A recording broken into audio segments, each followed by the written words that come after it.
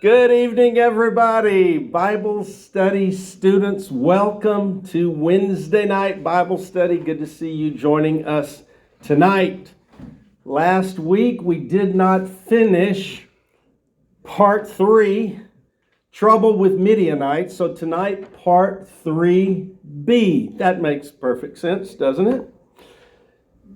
If you were to pick up a Bible and open it and begin reading at the beginning, you would read 11 chapters. If you read 11 chapters, in the 12th chapter, well, let me back up and say that. I messed that up. If you pick up a Bible and begin reading it, and you read the first 11 chapters, you will have read about 2,000 years of human history in just 11 chapters. But in the next chapter, chapter 12, you would meet a man named Abraham. And God calls this man to leave his family, who are idolaters, and calls him to go to a land that I will show you. Didn't tell him where, didn't say how long it would take. He said, I'll show you.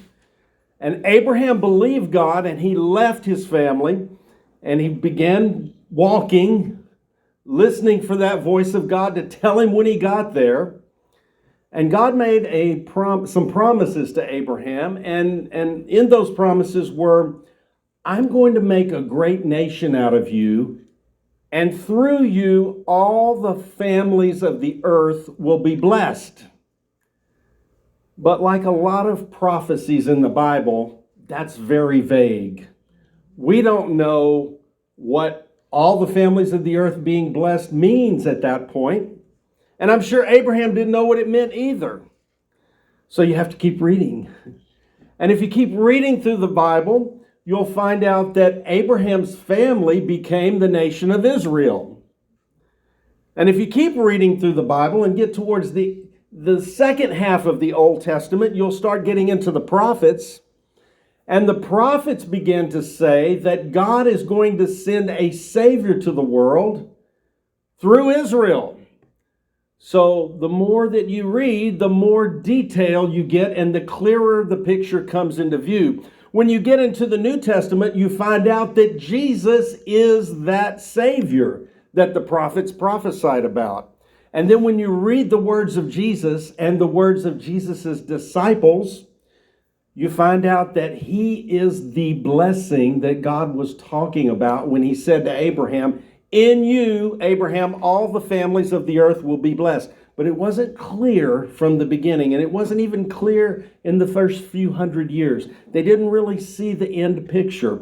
But through thousands of years, the picture has come into view. And now here we are after the story's already happened, and we are the extension of that story.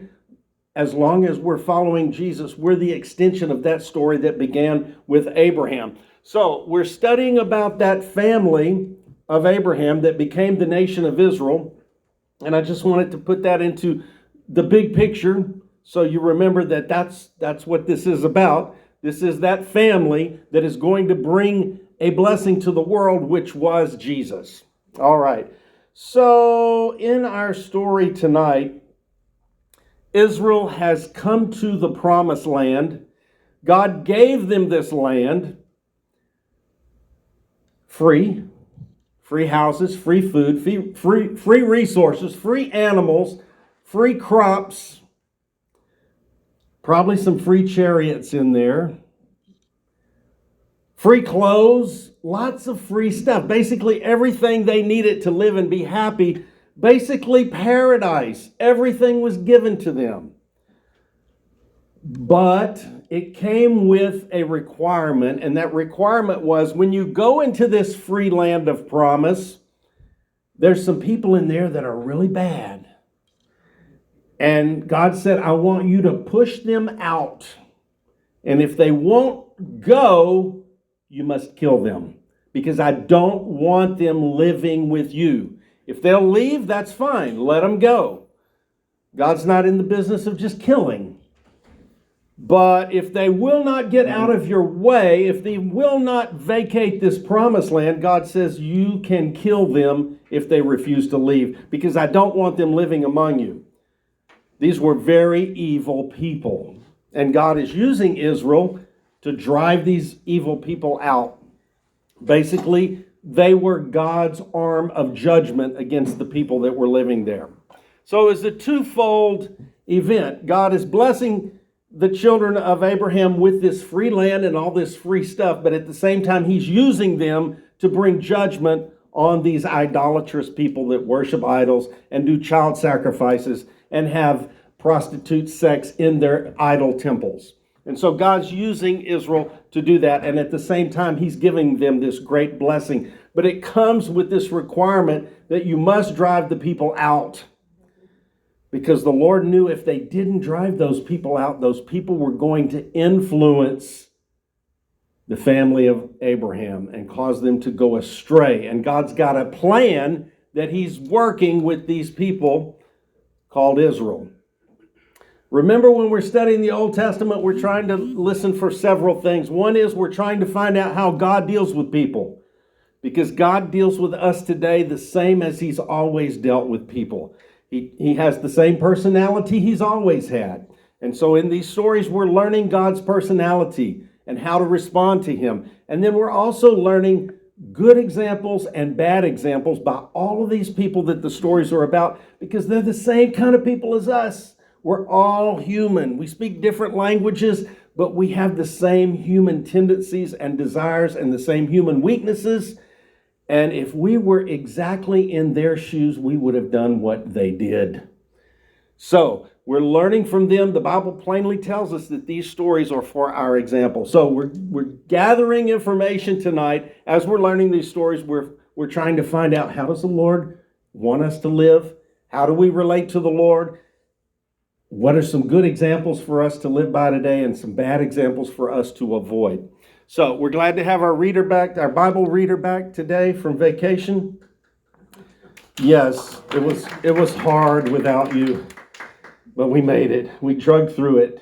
You reached too slow. Yeah. I was about to say, it sounds like It was rough. somebody giving them the stink eye up front. We're so glad to have our Bible reader back. It just makes it go better. So that's the setting of this lesson. Israel began the process of kicking the people out of the land. But once they began to get their free houses and their free crops and their free animals and their free clothes, did I say free homes? Once they got all that stuff, they kind of lost their desire to keep fighting. And once everybody started getting places to live and crops and animals, they got caught up in their own lives, and they didn't finish the job of kicking the Canaanites out of the land. And God warned them. He said, if you don't get the Canaanites out of the land, they're going to cause you problems. He specifically said they're going to cause you trouble. We're going to read that verse in just a second. And it did. God was right. God was right. He knew that they were going to have troubles, even though they were living in this paradise land, and the troubles are coming from all of these people that they left in the land. And one of those groups were the Midianites. And so we're talking about Israel's trouble with the Midianites tonight. They had two different periods of trouble. Last week we covered the first period of trouble they had with the Midianites, and that was when Moses brought them right to the banks of the Jordan, getting ready to cross into the promised land. They had some trouble with Midianites. The Midianite women seduced the men of Israel. The men of Israel fell for it. What do you know? Surprise. And before the day was over, the Lord killed 24,000 of his people because they were worshiping idols with these women, presumably. So that was the first trouble with Midian. It was a few generations later. I'm going to show you the generations in a few minutes. A few generations later, I think 4 generations later, that our events with Midian happened again. After they were in the promised land, after Moses was dead, after their second generation of leadership, Joshua was dead, and they had no central leader, that's when they had trouble again with the Midianites. So here's our scripture that's our theme for this series. Let's read it, Jackie. The Lord said to Moses, "Behold, you are about to lie down with your fathers, and this people will arise and play the prostitute with the foreign gods of the land in the midst of which they are going. And they will abandon me and break my covenant, which I have made with them." So no surprise, the Lord knew that this was going to happen. You know, he knows what's going to happen, right? He knows what's going to happen to you tomorrow and me and the person sitting next to you tonight. He knows all of that. He knew that they were going to not completely drive out the idolaters, and consequently, they were going to wind up going to those prostitutes that are associated with the idolaters. And in doing so, they were going to abandon the Lord. And in doing so, they were going to break his laws, his covenant. And that really left him with just one choice. And this is what he said. "Then my anger will be kindled against them on that day, and I will abandon them and hide my face from them. And they will be consumed, and many evils and troubles will find them." Many evils and troubles will come upon these people, but these are God's people, right? Yes. We're all God's people, though. All people are God's people. But these are those special people. Why are they special? They're special because they're part of that plan of bringing the Savior. But they're not special in that they're not any different from us. They just got chosen when God chose Abraham. And so, just like many of us, not everybody follows the Lord. And when we abandon the Lord, he's going to resort to discipline. And that's what this is. It doesn't say the Lord hated them forever. The Lord decided he was never going to talk to them again. It doesn't say that. These are just disciplines. When we have discipline in our life, we should start looking for, why am I having this discipline in my life? Why is the Lord disciplining me? You might not know right off the top of your head, but it'd be a good idea to take an evaluation and find out, why is this happening? Why is the Lord allowing these bad things to happen? And you're going to see tonight, our so-called hero of this story asked the Lord, why are these bad things happening? And he's a hero of the Bible. So if a hero of the Bible can forget that, when bad things are happening, the Lord is allowing this, I better find out why he's doing this. If a hero in the Bible can do that, we can too. We can forget that these troubles that the Lord allows are for a purpose. Let's find out what it is. Maybe he's disciplining us. Maybe we need to take some corrective action. So, unfortunately, this discipline cycle happens over and over again. So, trouble with the Midianites. The first trouble that they had, last week we covered this, prior to entering Canaan, the Midianites joined with Moab, that was another nation, and they seduced Israel into idolatry and sexual immorality. And that's the story at Baal Peor. As a result, the Lord commanded Moses to attack the Midianites. Now, in between 1 and 2 here, there's when the 24,000 died. As a result, though, the Lord told Moses to attack the Midianites, and that led to a brutal beatdown of the Midianites, but they didn't go away. They came back a few generations later, and after Israel is in the promised land and Joshua's dead and they don't really have a central leader, the Midianites began to raid Israel again. They would come in during the season of the crops. They would destroy the crops. They would take what they wanted, and Israel had no defense against them. And basically, it was as if Israel had a famine because they were losing their crops and their animals. During this time, the Lord raised up Gideon. He's our hero tonight, but this lesson is not about Gideon. It's about the troubles that Israel had with the Midianites. But the middle of the story has a good part. We're not going to focus on Gideon tonight, but he's in the story. But we're more focused on why did they have the trouble and how did they react to this trouble that the Lord brought to them. So God raised up Gideon, and only 300 men to defeat a massive Midianite army. We'll talk about that ratio of the size of the two armies tonight. And it's so funny. It's not funny for the Midianites, but it's... Okay, maybe funny's not a good word. It's interesting how the battle went, and so we'll talk about that tonight. And then after this second defeat of Midian, it seems like they faded out as an enemy or a threat to Israel, so we're not going to hear much about the Midianites after tonight's lesson. So, this is what we did last week. I'm going to quickly cover it. Prior to entering the Promised Land, Israel camped across the Jordan River from Jericho. During this time, Midian and Moab lured Israel into idolatry with their women. The Lord sent, it's hard to resist, right? The Lord sent a plague among Israel to punish their evil. 24,000 died. A man named Phinehas speared an Israelite man and a Midianite woman in the inner court of his tent, and the plague from the Lord was stayed. Months later, Israel miraculously crossed the Jordan River and entered the Promised Land called Canaan. So that was last week. I want to show you this, since we're talking about Gideon a little bit tonight. I want to show you the progression from Abraham, who God made the first promises to, down to our reluctant hero for tonight. Gideon was a reluctant hero. So there's Abraham. The promises started with him. He had a son named Isaac, and it was also that generation when Midian was born to Abraham as well. So Isaac and Midian are stepbrothers, half-brothers. Their father is both Abraham, but they have different baby mamas. Okay? But we're showing Midian there so you can see that the next generation is Jacob, who was renamed to Israel. So you can see how that Midian and Israel were cousins. They're only one generation apart, and they both share this common ancestor, Abraham. So the families were close back then.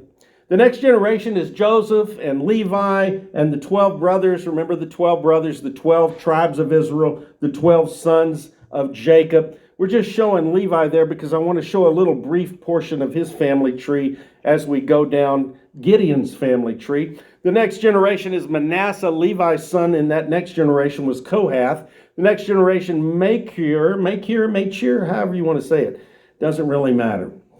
Amram is Levi's grandson. Gilead is next, and that's the generation of Moses. So Moses came from Levi. He's Levi's great-grandson. Is that right? Did I get it right?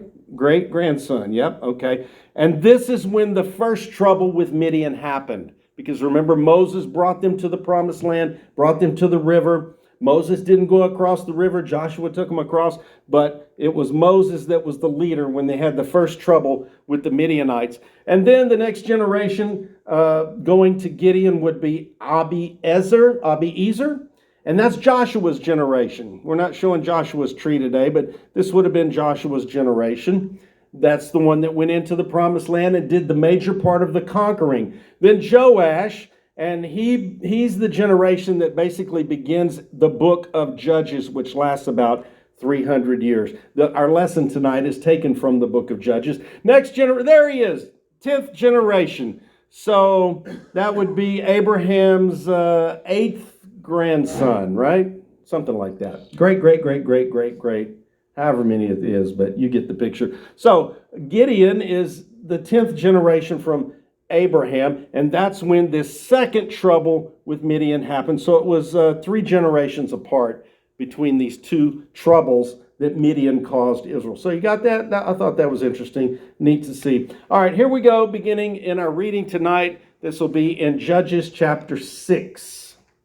Then the sons of Israel did what was evil in the sight of the Lord, and the Lord handed them over to Midian for 7 years. He told them before they went into the Promised Land, if you don't obey me, and now this is not just for one little disobedience, but this was for continued disobedience.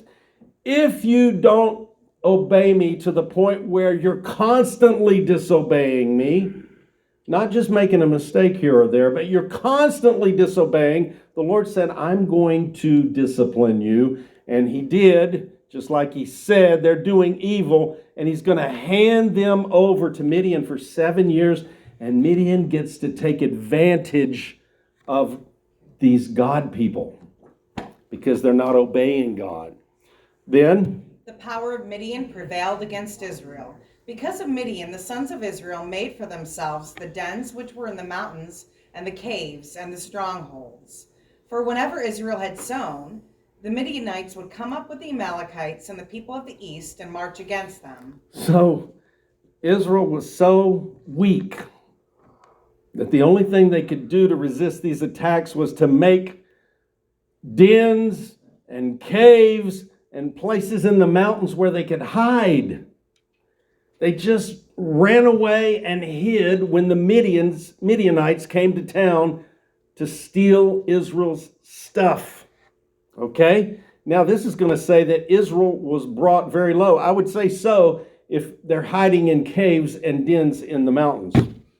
So they would camp against them and destroy the produce of the earth as far as Gaza, and leave no sustenance in Israel, nor sheep, ox, or donkey. This says they took all their food, they left no food. They took all their sheep, they took all their oxen, they took all their donkeys. They pretty much stripped them of anything that was mobile that they could take back with them to Midian. For they would come up with their livestock and their tents. They would come in like locusts in number, and both they and their camels were innumerable, and they came into the land to ruin it. So Israel was brought very low because of Midian, and the sons of Israel cried out to the Lord. Well, that's our first bright spot in this story. They cried out to the Lord. That's good, right? It's always good to cry out to the Lord. Don't forget we have that option. Don't forget we can always cry out to the Lord. Doesn't mean he's our magic genie and he's going to do everything we ask, but it's worth a shot. It may be that he will have mercy because he's full of mercy, and we never know when he's going to pour it out on us. So they did the right thing. They finally figured it out. How long did it take them? 7 years. They put up with it for 7 years. They finally figured it out. Oops, the Lord must not be happy with us. Let's cry out to him for help. And they did. And what do you think he did? Pop quiz. He helped him. He helped him, Billy, 100 points. But he also talked to him. Mike. What's that? Jersey Mike. Oh, yes. I offered to give out the Jersey Mike coupons last week, and I didn't, and now they're not here. So if they come back, Okay. No. you get one, Billy. We'll give one to everybody. How about that for Billy? Thanks, Billy. So you were right, Billy. He did help them, but he's going to talk to them first. Let's see what he says. Now it came about when the sons of Israel cried out to the Lord on account of Midian, that the Lord sent a prophet to the sons of Israel, and he said to them, "This is what the Lord, the God of Israel, says." Okay, we don't know who this guy is. We don't know who this prophet is, but he was a prophet of the Lord, and he comes with the word of the Lord. So this is what the Lord said to them. "It was I who brought you up from Egypt and brought you out of the house of slavery, and I rescued you from the hands of the Egyptians and from the hands of all your oppressors. And I drove them out from you and gave you their land. And I said to you, I am the Lord your God. You shall not fear the gods of the Amorites in whose land you live." Okay, this is not the first time we've seen the Lord enumerate his work with Israel. He's giving them the list. Just in case you don't remember, because now this is generations later. This is not the people that came out of Egypt. This is their great-grandchildren or grandchildren. This is generations later. But he's telling them, because apparently their parents didn't pass the message down well enough, he's telling them, this is what I have done for you. Each one of these is an impossibility without the Lord doing it. I brought you up from Egypt. Egypt didn't want to let them go. I brought you out of the house of slavery, and I rescued you from the hand of the Egyptians. Remember, they cried out to the Lord because the Egyptians were being so mean and harsh to them. And the Lord heard them and he rescued them. And then what did he do? He drove out the people out of the promised land. He gave them this land that the idolaters used to live in. And he said, I am the Lord your God. In other words, this is just the beginning of what I can do for you. I've got a lot more that I can do. I've done this, but I'm your God and I can keep performing for you. But you've got to perform for me. And I told you, you shall not fear. This word fear here means to revere or respect or worship. The Lord told him, I cannot allow you to worship the gods of these idolaters in this land. That's why he said, get them out. Get them out because you're not going to be able to handle the temptation. And he said, I've done this for you. I told you I would be your God. I can do more than this for you. I can continue the miracles, but you have not obeyed me. You didn't do your part, Israel. And this speaks to all of us because we always fail the Lord. We make mistakes, but we got to keep trying because that seems to be the answer. As long as they were trying, God was working with them, even if they were bad, as long as they were trying. But it's when they just gave up that he gave up on them. But no, he didn't give up on them completely, but until they repented and came back, he was done with them. Why? Because they were done with him first. And so it goes the same way today. As long as we're trying, as long as we keep getting back up, as long as we keep pursuing the Lord every day, he's with us, he's for us, he's going to work for us like he worked for them. But you have not obeyed me, he said. All right? And that was it. He gave him that message. But then this happened. Then the angel of the Lord came and sat under the oak that was in Ophrah, which belonged to Joash the Bezerite, and his son Gideon was beating out wheat in the winepress in order to save it from the Midianites. So the Lord, look at this, the Lord came and sat. How about that? It's not going anywhere. It's going to be there for a little while. And he's watching this guy called Gideon, and Gideon is in a wine press, but he's not processing wine, he's processing wheat, where you should be processing wine. And why is he doing that? Because he's trying to hide it. He's trying to save the wheat from the Midianites. He doesn't want the Midianites to know that he's got this wheat, so he's hiding his processing, he's food processing in the wine press. Okay? And the angel of the Lord appeared to him and said to him, "The Lord is with you, valiant warrior." Wow. I don't know if he was a valiant warrior at that point. He doesn't seem to be when he starts talking. So I'm going to say the Lord is telling Gideon, you can be a valiant warrior. He's speaking as if it were so. Because he's really not valiant at this point. Wait till he starts talking. You're going to see he's not. He's reluctant. He's afraid. But the Lord speaks to him about his potential, what he can be, what the Lord sees him fulfilling in his life. He says, Gideon, you're a valiant warrior. I wonder what Gideon's going to say. Here we go. Then Gideon said to him, "O my Lord, if the Lord is with us, why then has all this happened to us? And where are all his miracles which our fathers told us about, saying, did the Lord not bring us up from Egypt? But now the Lord has abandoned us and handed us over to Midian." He still doesn't get it, does he? You get it, right? Okay, good. Whoever said yeah. Why is this happening? They forgot the Lord, I guess.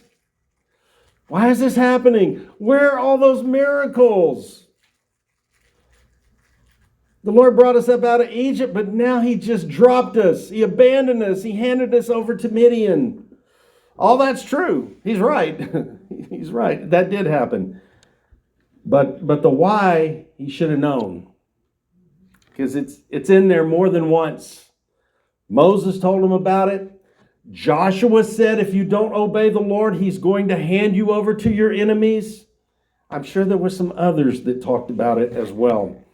But both of their leaders, both of their national leaders so far have told Israel, Moses and Joshua, both said, if you don't continue with the Lord, He's going to allow trouble to come on us. And that's exactly what happened. And Gideon still doesn't know why. So he's asking this angel. He didn't even address the valiant warrior statement. He wants to know, why is this happening? Okay? And now the Lord's going to tell him, Gideon, you Gideon, are going to defeat the Midianites as if it was just a single person. And this Midianite army is huge. Did I tell you it was big? It's huge. Okay, here we go. And the Lord looked at him and said, go in this strength of yours and save Israel from the hand of Midian. Have I not sent you? Wow, that was not a lot of info. That was not a big send-off, was it? He called him a valiant warrior.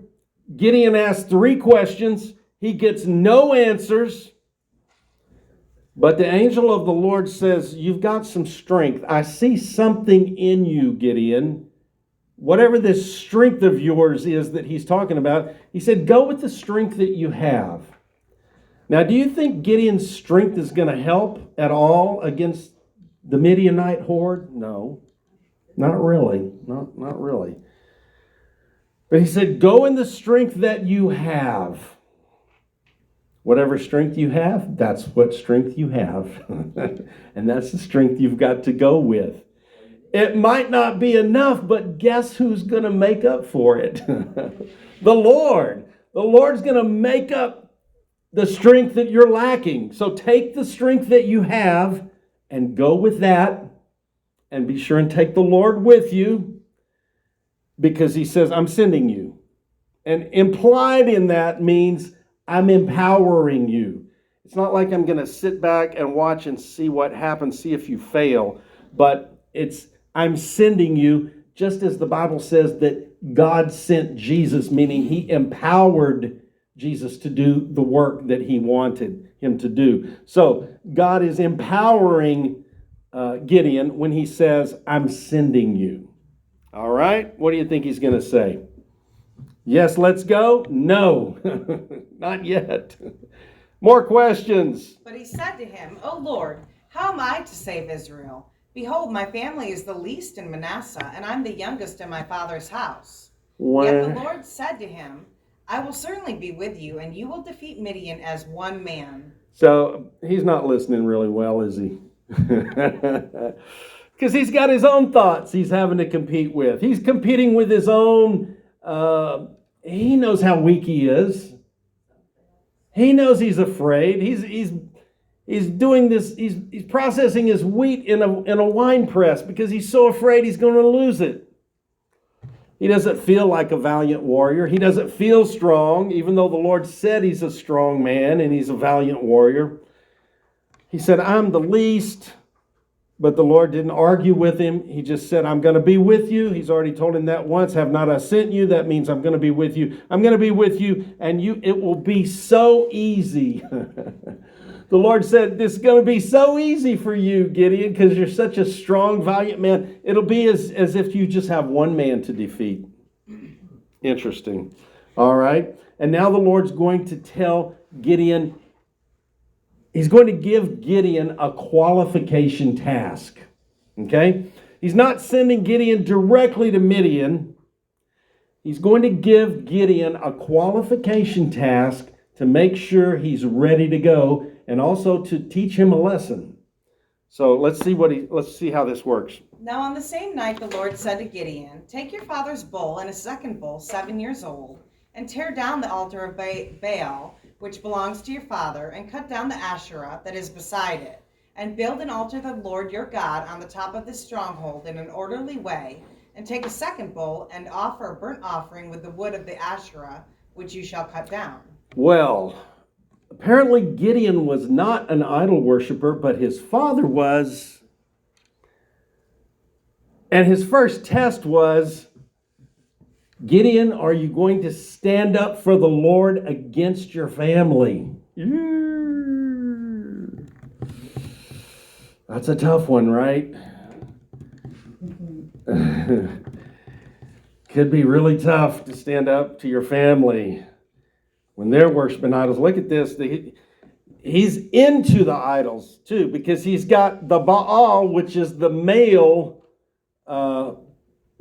god, false god, and the Asherah is Baal's girlfriend. So it's the female and the male. He's got them both there. And of course, this kind of goes to the prostitution and the ritual sex that was involved with the idol worship. So there's a male part, there's a female part there, and these are built apparently in Gideon's father's yard. Can you imagine? Out in his yard, I don't know if it's the front yard or backyard, but he's got these altars, these idols, and the Lord said, I want you to go cut down your father's idols. Okay? What's Gideon going to do? Then Gideon took 10 men from his servants and did as the Lord had spoken to him. Good for him. And because he was too afraid of his father's household and the men of the city to do it by day, he did it by night. When the people of the city got up early in the morning, behold, the altar of Baal had been torn down, and the Asherah which had been beside it had been cut down, and the second bull had been offered on the altar which had been built. So Gideon took 10 men of his servants. Gideon was not a poor man. He had 10 servants. He had more than 10 servants. He just went and got 10. Oops, I'm sorry. He just went and got 10. I don't know how many he had. He was already a rich man. He's going to get even richer at the end of this story. He got his crew out there, and at night, they weren't using skill saws, so they didn't have to worry about that waking people up. They got those idols cut down, and in the morning, people looked, and Gideon's father's idols were gone. What do you think they're going to do? Praise the Lord. We're getting rid of our idols. No. They wanted to kill Gideon. So they said to one another, "Who did this thing?" And when they searched and inquired, they said, "Gideon, the son of Joash, did this thing." Then the men of the city said to Joash, "Bring out your son, that he may die, for he has torn down the altar of Baal, and indeed he has cut down the Asherah, which was beside it." These are God's chosen people. These are Abraham's children. These are the sons of Israel. Tribes of Jacob. They're so angry they want to kill Gideon because he cut his father's idols down at night. But Joash said to all who stood against him, "Will you contend for Baal, or will you save him? Whoever will contend for him shall be put to death by morning. If he is a god, let him contend for himself, since someone has torn down his altar." Now this is strange because Gideon's father suddenly doesn't want the idols anymore. Maybe he didn't want them anyway. Maybe his wife made him put those up in the yard. I don't know. Just saying maybe. Doesn't sound like he was too attached to them. Or maybe he's just blaming it on her. But for some reason, even though they were in his yard, he's fine with it. He's fine. Maybe it got his attention and he felt bad. He said, "Oh, my son came and cut down my idols. I shouldn't have made him do that. I should have taken him down myself. That was a bad example for my child." I don't know. We don't find out really what he was thinking here. But he said, "Hey, this is a good thing. You don't want to contend for Baal, do you? You don't want to be on Baal's side." Okay, and then Therefore, on that day he named Gideon Jerubbaal, that is to say, let Baal contend for himself, because he had torn down his altar. So Gideon's father gives Gideon a new name, Jerubbaal, which means he contended or he fought with Baal. So that it's strange because Joash, Gideon's father, had like an immediate change, but that's fine. He got on the winning side, so that's good. And now Gideon's going to attack Midian. We're not covering the victorious part of Gideon tonight, so I'm just going to speed through this. Gideon asked the Lord for a miracle of dew on a wool fleece laying out on the ground dry in the morning. That might have been hard to understand, but Gideon said, Lord, I'm going to take this piece of wool, I'm going to put it on the ground, and if you really want me to do this, if you really want me to fight against Midian, in the morning let the ground be dry and the fleece of wool be wet. And he got up in the morning and it was exactly that way. And he said, Lord, that could have been a coinkydink. Let's do it again. Let's reverse the wetness and the dryness. Let's let the dew be on the ground and the wool fleece dry in the morning. Exactly opposite. He went to bed. He got up in the morning. It was exactly as he said. That did not convince him, but the Lord did convince him. I left this out, but the Lord sent him down to the camp of Midian, and he overheard them talking in their tents, saying how afraid they were of Gideon. How do you think that made Gideon feel? I bet he got a little excited when he heard them talking about, oh, we don't want to fight against Gideon. And so at that, even though he'd already had his 2 signs from the Lord, that wasn't enough. But when he heard the enemy, the Midianites, saying, we don't want to fight Gideon, then he got his courage up, and then he gathered 32,000 men for battle. Now that sounds like a lot, but Midian had over 100,000. Over 100,000. And I'm sure Gideon did not know the number of Midian. I'm sure he knew they had a lot. But he got 32,000 men together. And the Lord said to Gideon, the people who are with you are too many for me to hand Midian over to them. Otherwise, Israel would become boastful, saying, my own power has saved me. So God said, even though you're outnumbered 3 or 4 to 1, God said, you've got too much power. We're going to have to reduce your power so that you know and they know and everybody throughout history will hear that Gideon defeated the Midianites with a very, very small group of people compared to who they were fighting. So Gideon sends 22,000 of his 32,000 men home because he said, if you're afraid and don't want to do this, go home, and 22,000 left. And then he tests the remaining men, how they were going to drink water. He gave them a test, and he sent 9,700 more away. How many does that leave him? 300. Each of Gideon's 300 remaining men took a torch and a trumpet into battle. That's not your typical battle gear. A torch and a trumpet. And the Lord told him to do this. And they went down to the camp of Midian, and they held their torches up. They blew their trumpets, and Midian panicked. Remember, they were already afraid of Gideon. We don't know why, but they were afraid of Gideon. And they panicked, and over 100,000 Midianites killed each other. And Gideon's 300 just held up their torches and blew their trumpets. God did the whole thing for them because they were obeying him, and they were at a huge disadvantage. But you know what? Those 300 men were probably the ones that were really serious about following the Lord. I guarantee you those 300 did not have idols at home. They were committed to obeying the law. They were committed to what Moses said. They were committed to what Joshua said. they weren't afraid going out to fight this giant army because their consciences were clean. They knew the Lord was with them, and they were doing what they knew to be right, which is to drive out the idolaters out of the land.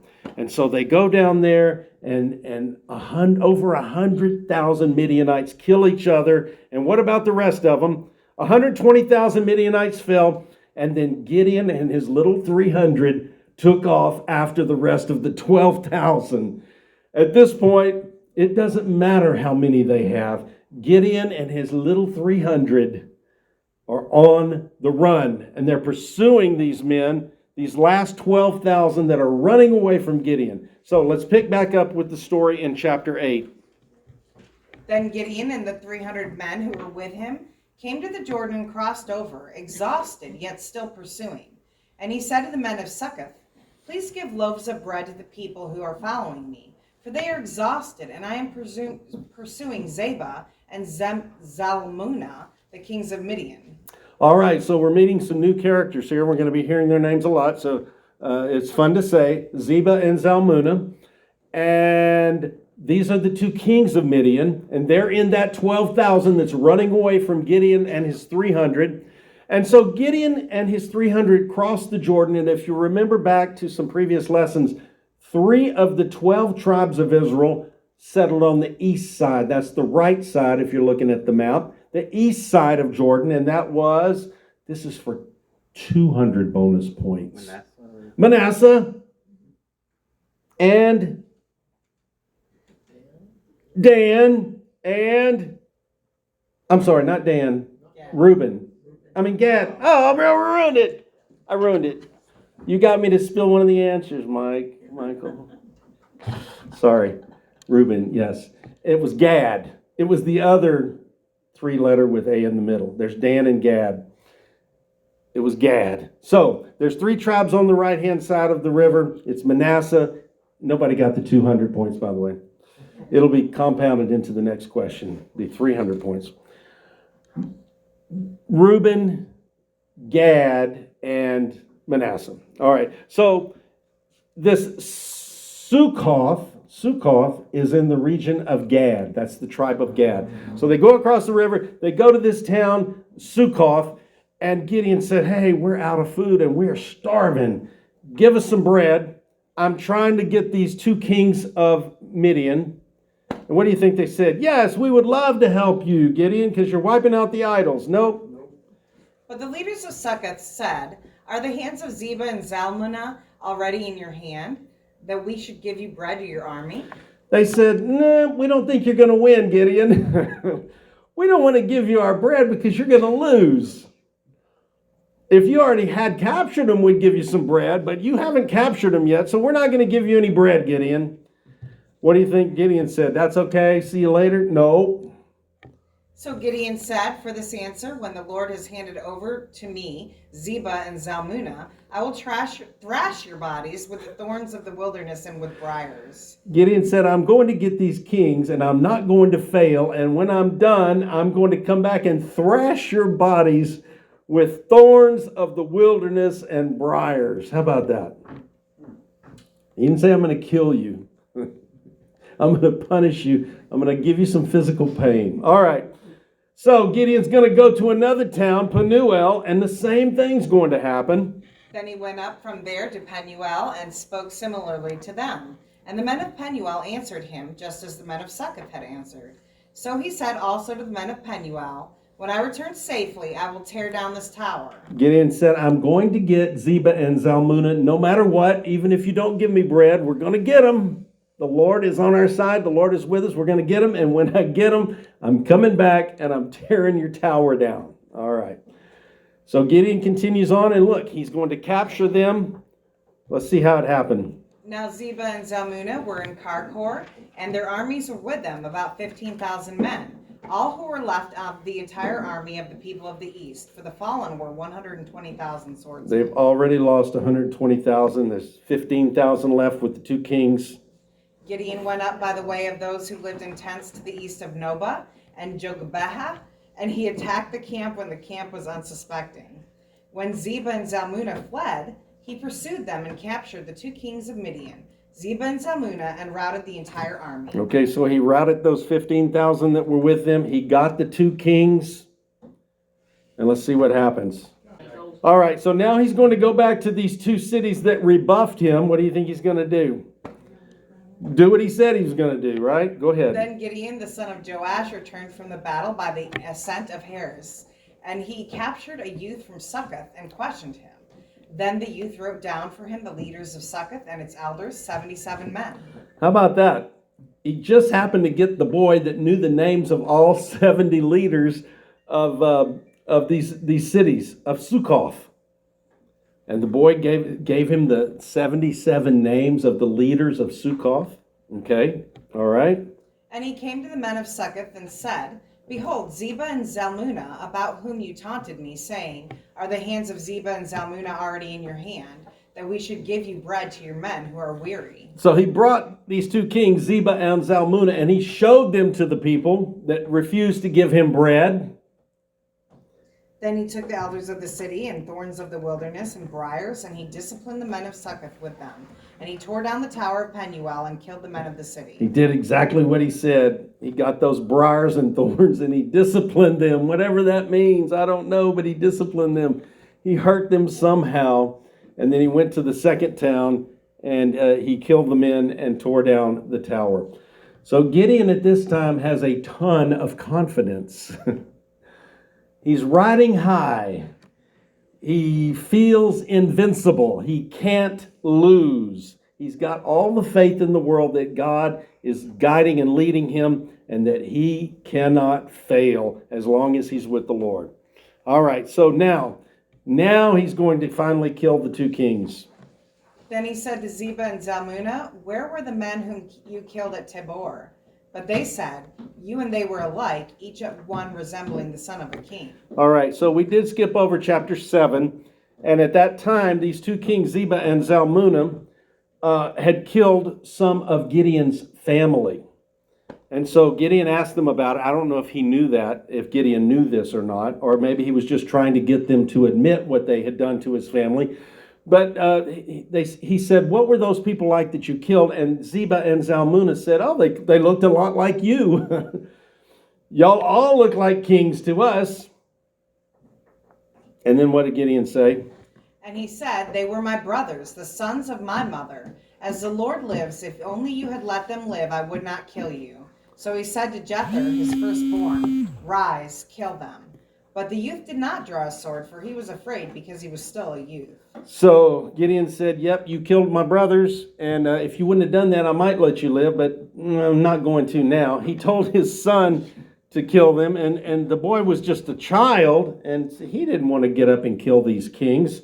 And so Then Zebah and Zalmunna said, Rise up yourself and attack us, for as the man, so is his strength. So they kind of threw down a challenge to Gideon, like, you want us killed, you do it yourself. So Gideon arose and killed Zebah and Zalmunna, and took the crescent amulets which were on the camels' necks. And he got the gold off of their camels. All right, now Gideon is a national hero. Let's see what happens. Then the men of Israel said to Gideon, Rule over us, both you and your son's son as well, for you have saved us from the hand of Midian. But Gideon said to them, I will not rule over you, nor shall my son rule over you. The Lord shall rule over you. Amen, Gideon. He's got it going on now. He's got it right. The Lord did not tell Gideon to be king over Israel. The people said, Oh man, Gideon, woo, you are something. You are strong. You are mighty. We want you to be our king. Rule over us. And he said, No way, man. I'm not going to do that. God didn't tell me to do that. I'm not going to rule over you. My son's not going to. My grandson's not to. And this is so interesting because when he said, My son shall not rule over you, in our next lesson, Gideon's son is going to try this. Can you believe it? Gideon's son is going to try and ride on his father's success, and Gideon's son is going to try and be king over Israel. But Gideon said, I'm not going to do it. My son's not going to do it. The Lord is going to rule over you. And that's exactly what the Lord wanted. They did not have a leader because the Lord didn't want them to have a leader. The Lord wanted them to follow him individually, without a leader telling them what to do. But you know, it's hard for us to self-manage, isn't it? Self-management is hard. Sometimes it's easier to manage other people than it is yourself, right? I can tell Jackie what to do all day long. Yeah. Good luck. That's easy. It's getting myself to do things that's hard. She said, Yet Gideon said to them, I would request of you that each of you give me an earring from his plunder. For they had gold earrings because they were Ishmaelites. So Gideon said, I'm not going to be your king. That's not God's plan for us right now. But I'll tell you what, if you want to do something nice for me, you can give me a little offering. Give me some of those golden earrings that we got off of the Midianites. Because we also left out in chapter 7 a huge cache of items came into Israel. Because those 130,000 soldiers, all of that plunder Israel took, and all of those families that those soldiers represented, they took that. They took so much stuff when Gideon defeated the Midianite army. So they had a lot of bounty that came in from that victory. And so they had all these extra earrings. And Gideon said, everybody give me an earring. If you want to do something nice for your hero, give me an earring, okay?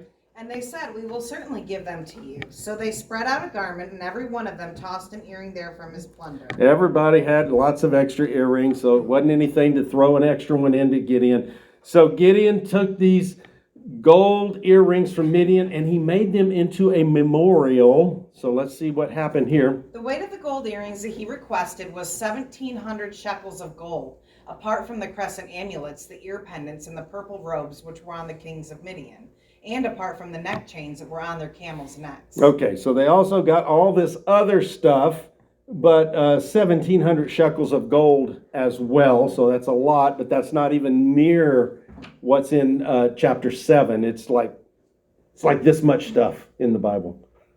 It's a Bible joke because you don't know how big the page is, but anyway, they got a lot of stuff. Gideon made it into an ephod and placed it in his city, Ophrah.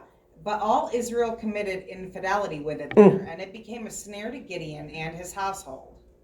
Can you believe it? Can you believe it? Gideon made this gold memorial, and an ephod is what the high priest wore, so it's some kind of little ornamental thing for somebody to wear. But Gideon didn't wear it. He put it in his city, like at the city hall or something. This is a memorial. This is some of the gold that we got from Midian when the Lord gave us the victory. Because Gideon didn't really fight those 120,000. He made this gold ephod. He put it up as a memorial. And all of Israel began to worship that.